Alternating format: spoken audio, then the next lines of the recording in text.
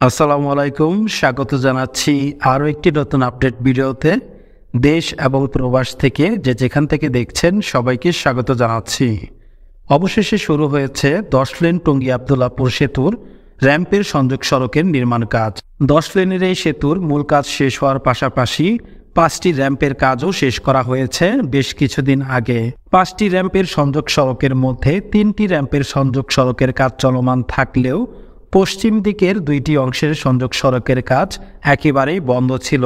কারণ 10 লেন টঙ্গী আবদুল্লাপুর সেতুর পাশাপাশি আবদুল্লাপুর অংশে ঢাকা আশুলিয়া এলিভেটেড এক্সপ্রেসওয়ের নির্মাণ কাজ চলছে।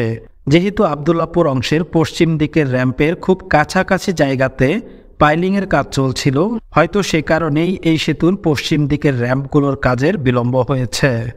দর্শক, ইতিমধ্যে আবদুল্লাপুর অংশে ঢাকা আশুলিয়া এলিভেটেড এক্সপ্রেসওয়ের পিলার নির্মাণ কাজ সম্পূর্ণ করা হয়েছে এবং তারপর পরই এখানে র্যাম্পের সংযোগ সড়কের কাজ শুরু করা হয়েছে।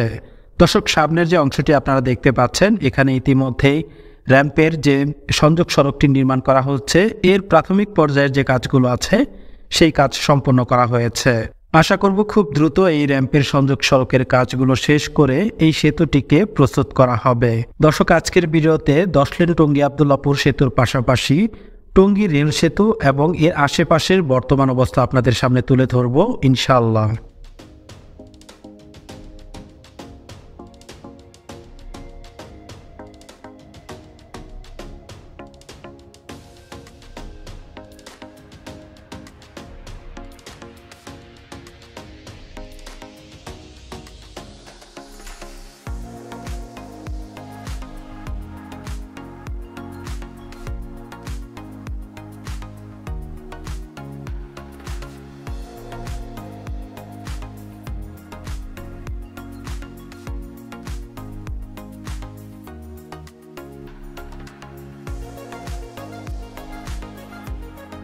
দর্শক, আমরা এখন আছি সেতুর মূল অংশে। মূল অংশটির কাজ সম্পূর্ণ করা হয়েছে এবং এর মাঝখানের অংশে বিআরটির একটি স্টেশন নির্মাণ করা হচ্ছে।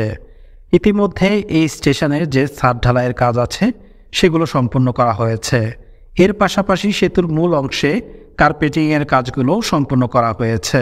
উত্তরা টঙ্গী স্টেশন রোড, টঙ্গী মিল গেট এবং টঙ্গী কলেজ গেট থেকে ফ্লাইওভারের সুবাদে এই সেতুটি ব্যবহার করতে পারলেও টঙ্গী এবং আবদুল্লাপুর অংশের যানবাহনগুলো নদী পারাপারের জন্য এই সেতুটি ব্যবহার করতে পারছে না, কারণ এখানে র্যাম্পের সংযোগ সড়কের কাজগুলো এখনও সম্পূর্ণ হয়নি। এই র্যাম্পের সংযোগ সড়কের কাজগুলো সম্পূর্ণ হয়ে গেলে দুই পারের যানবাহনগুলো নদীটি পারাপারের জন্য এই সেতুটি ব্যবহার করতে পারবে। এতে করে আবদুল্লাপুর এবং টঙ্গী অংশের যানজট অনেকটাই কমে আসবে। বর্তমান সময়ে 10 লেন টঙ্গী আবদুল্লাপুর সেতুর নিচের অংশে যে অস্থায়ী বেইলি ব্রিজ নির্মাণ করা হয়েছিল, সেই বেইলি ব্রিজগুলো খুবই ঝুঁকিপূর্ণ অবস্থায় রয়েছে এবং এই ঝুঁকিপূর্ণ বেইলি ব্রিজ দিয়ে এখনও পর্যন্ত যানবাহন চলাচল করছে। দর্শক, 10 লেনের এই সেতুটি নির্মাণ করার সময় এর নিচের অংশটি অর্থাৎ নদীর যে অংশটি রয়েছে, এই নদীর অংশের অধিকাংশ জায়গায় ভরাট হয়ে গিয়েছিল। অবশেষে সেই অংশগুলোকেও খনন করা হচ্ছে এবং খনন করে নদীটিকে আগের রূপ দেওয়া হচ্ছে। এছাড়াও এর নিচের অংশে যে নির্মাণ সামগ্রী ছিল সেগুলো ইতিমধ্যে সরিয়ে নেওয়ার কাজও শুরু করা হয়েছে। আমরা এখন আছি আবদুল্লাপুর অংশের পূর্ব দিকে। এখানে র্যাম্পের সংযোগ সড়কের পাশাপাশি হাতের বাঁ দিক থেকে ঢাকা আশুলিয়া এলিভেটেড এক্সপ্রেসওয়ের পিলার নির্মাণ কাজও সম্পন্ন করা হয়েছে।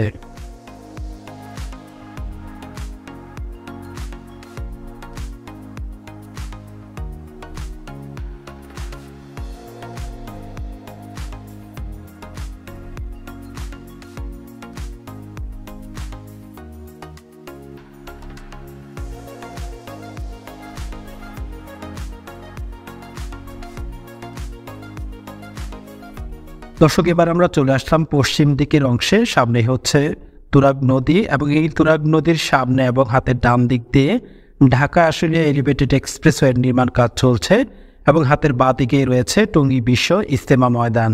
তুরাগ নদীটিকে আধুনিকায়ন করার জন্য ইতিমধ্যে বেশ কিছু কাজ হাতে নেওয়া হয়েছে। ইতিমধ্যে নদীটির দুই পারে সীমানা পিলার দিয়ে নদীটির সীমানা নির্ধারণ করা হয়েছে। এছাড়াও বেশ কিছু অংশে দুপাশ দিয়েই ওয়াকওয়ে নির্মাণ কাজ চলমান রয়েছে এবং অধিকাংশ জায়গাতেই ওয়াকওয়ে নির্মাণ কাজ সম্পন্ন হয়ে গেছে। তাছাড়া পুরাতন প্রত্যাশা সেতুর পাশে নতুন করে দৃষ্টিনন্দন একটি সেতু নির্মাণ করা হচ্ছে। দর্শক, এবার আমরা উত্তর দিকে চলে যাব এবং উত্তর দিকে বর্তমান সময়ে টঙ্গী রেল সেতুর কি অবস্থায় রয়েছে সেটি আপনাদের সামনে তুলে ধরব।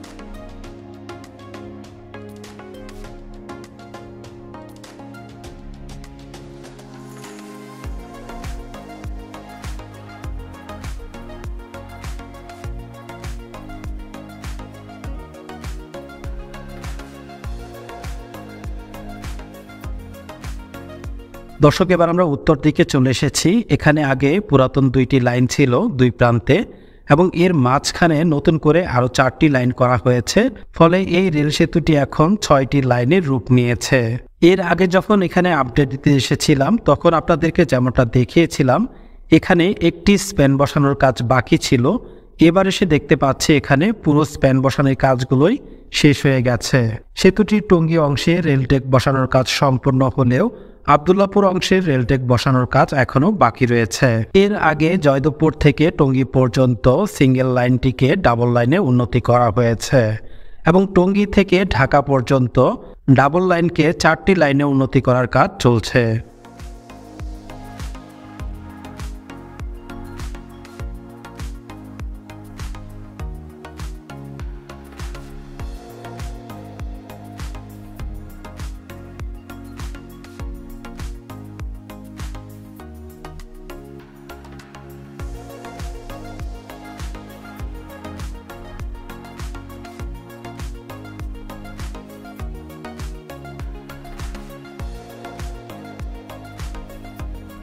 দর্শক, সেই সাথে আজকের ভিডিওটি এখানেই শেষ করতে যাচ্ছি। ভিডিওটি ভালো লাগলে অবশ্যই একটি লাইক দিয়ে দিবেন এবং প্রতিনিয়ত আপডেট পেতে চ্যানেলটিকে সাবস্ক্রাইব করতে পারেন।